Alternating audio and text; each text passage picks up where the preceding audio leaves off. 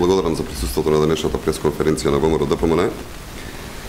Социјалдемократскиот сојуз и Бранко Црвенковски, градот Ресен го доведоа до работ на екзистенцијата. Тие, во годините кога управуваа со државниот денар, една пара не инвестираа во градот Ресен. Еве денеска Бранко Црвенковски е во Ресен. Нека каже која капитална инвестиција ја направи Социјалдемократскиот сојуз во Ресен.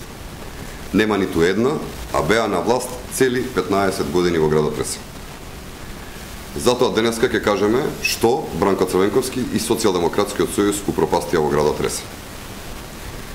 Кога Бранко ќе се сретне со ресенчани, нека им објасни како се случи 6000 граѓани на Преспа да останат без работа во негово време.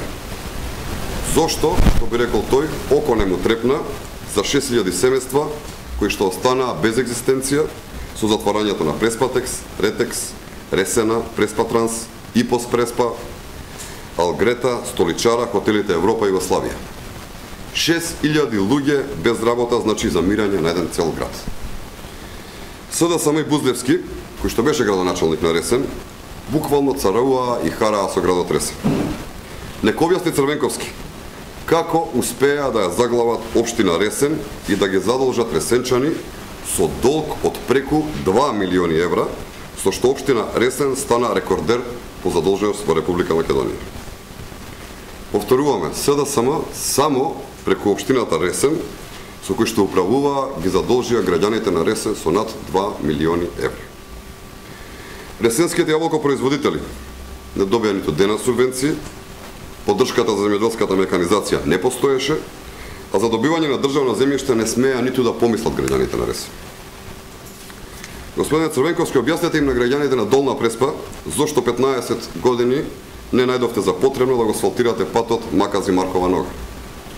Објаснете им на граѓаните на Горна Преспа зошто на магистралниот пат Охрид, Ресен, Битола само во Јанковец се возеше по коцка стара над 50 години, а се реновираше дури во 2007 година.